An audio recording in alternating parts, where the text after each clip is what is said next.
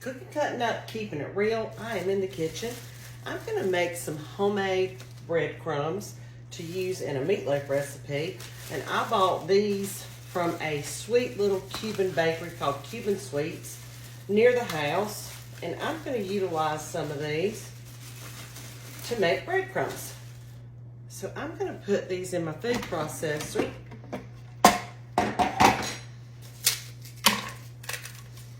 Break them up in little pieces.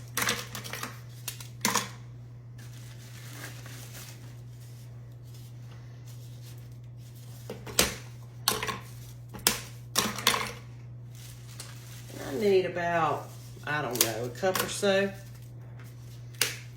of breadcrumbs for this recipe. I'm gonna go ahead and add in some fresh oregano just because it's growing now. And I'm gonna add in some thyme as well that is also growing in one of my planters. You don't have to have fresh. You can have store-bought or pre-dried or whatever you call that. But since I've got it, I'm gonna use it. Waste not, want not. This recipe, the original recipe, is in Mama's Always Right cookbook, my first cookbook. It is on the online store at cookingcuttingup.com. If you want one, they are there to be a treat for you.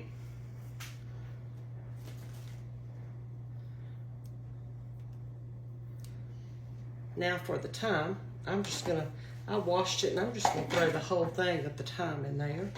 And I'm gonna add a little bit of black pepper.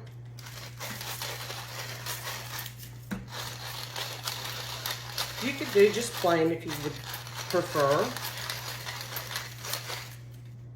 To your taste. I'm also going to add just a little bit of Himalayan sea salt.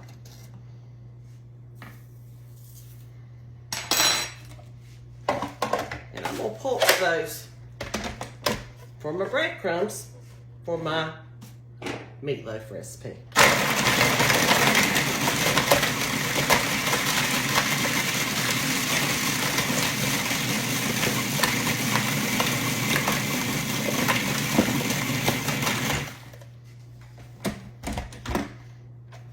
Looks pretty good. Let's try it one more time.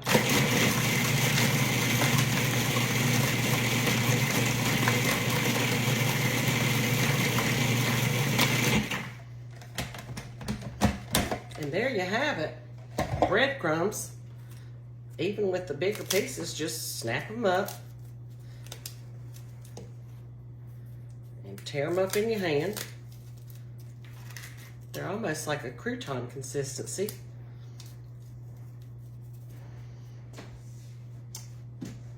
And I'll be ready to make my meatloaf.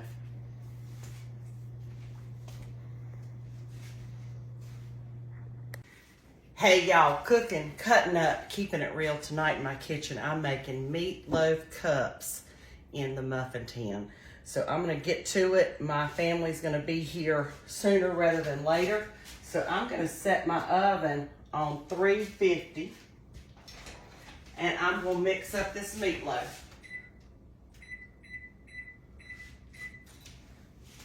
I'm gonna take 2 pounds of ground beef, and that's your choice of what kind of beef you want or like, or what you have in your freezer, or what you buy at your grocery store that you love.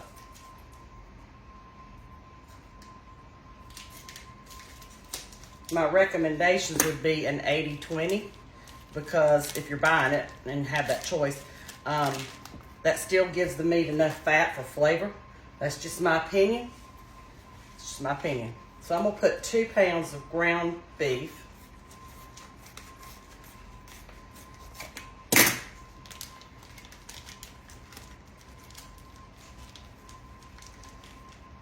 We try to buy our beef local.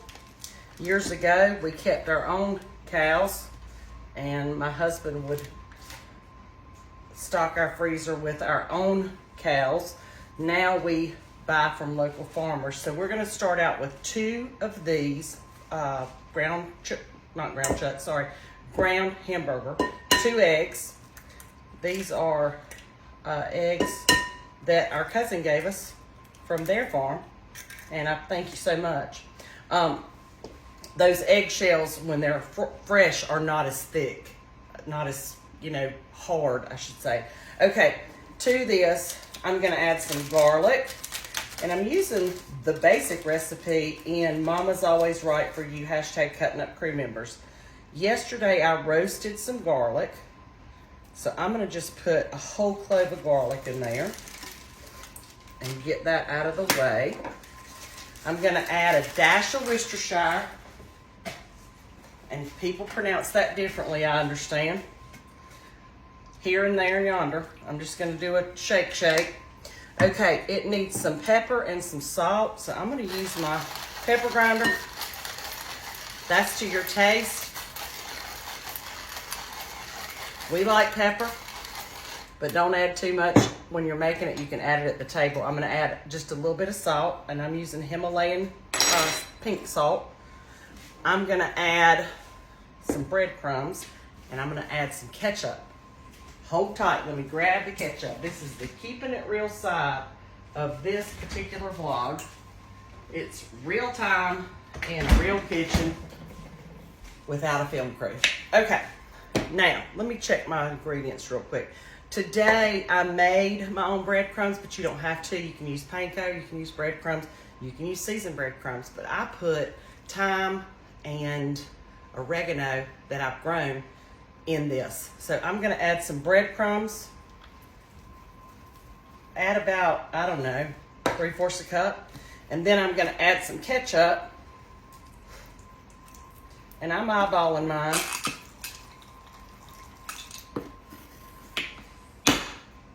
I'm also gonna add a drizzle of honey. This is local honey, and I can't get enough of it these days with seasonal allergies.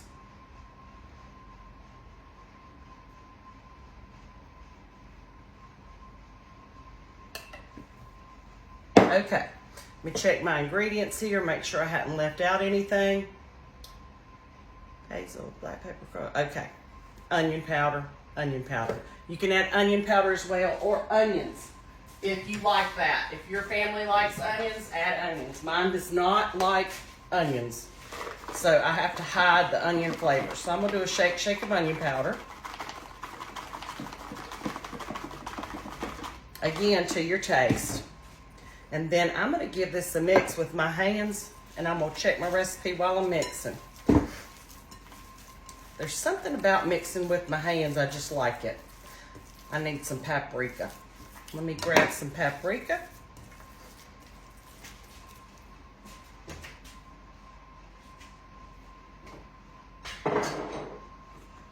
We'll use my surgery hands. That's what it looks like to me. I'm gonna do a shake of paprika as well. Again, that's to your taste. If you don't like paprika, you don't have to use it.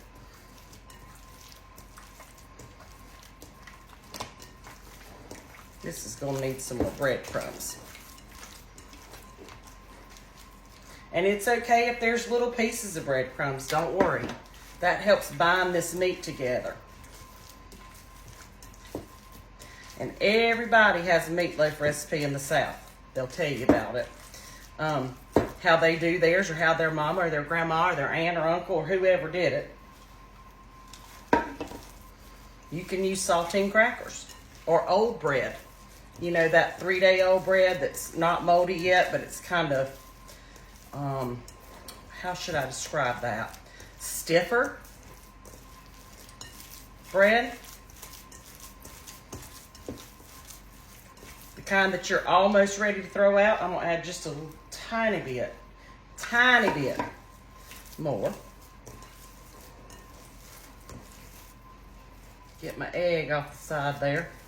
If you notice, those fresh eggs too have a darker yolk than store-bought eggs. Okay, that feels like a great consistency. I'm gonna set that to the side. And you can make a sauce to go over yours with mustard, ketchup, brown sugar, honey. Those kind of things are limitless. But what I'm going to do is I'm going to ball mine up and I'm going to put them in a muffin cup, these silicone ones, so they'll come out easy. I'm going to fill it up almost 3/4 full because at the end I want to drizzle a little bit of cheese on these. And I'll have to watch my baking time on this because my baking time even in the cookbook is for loaves.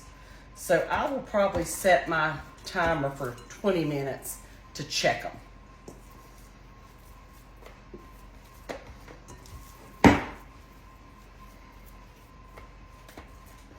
These will be easier to freeze too if you want to make ahead and freeze stuff for your family.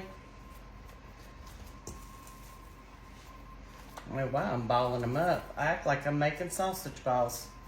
Lord help me.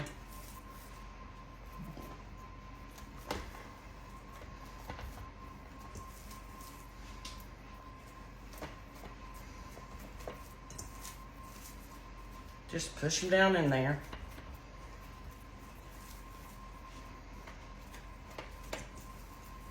What y'all having for supper? I would love to know. That's part of our conversation on this vlog is what are you making for supper tonight?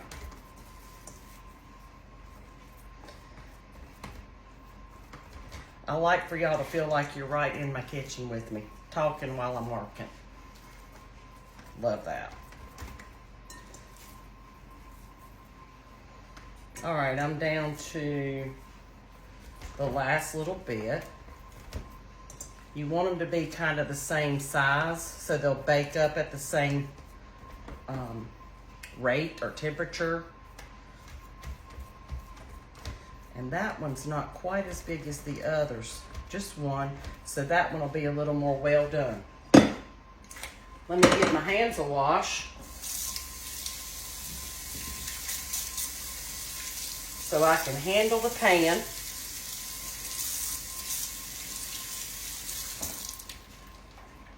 And I'm going to put that into a 350-degree oven for about 20 minutes. And then I'm going to check the time, the doneness on it. Also, you can pair that with coleslaw. We're having black-eyed peas out of the freezer from last year. We're having corn on the cob. We're having a little bit of chicken pie. And let's see. Yeah, that's what we're having. Oh, and baked potatoes. That's what we're having. White baked potatoes and some sweet potatoes. So meatloaf pairs well with just about anything. Thanks for watching the vlog. I appreciate it, and I'll show a picture of the finished product, and we'll see you soon. Take care. Have a wonderful evening. Share, like, and comment. Bye now. Meatloaf cups are out. I have sprinkled just a little bit of cheese. I had maybe 3 tablespoons of breadcrumbs left over. I just mixed it into the cheese, put that over the top. I'm going to return it to the oven and let that cheese melt.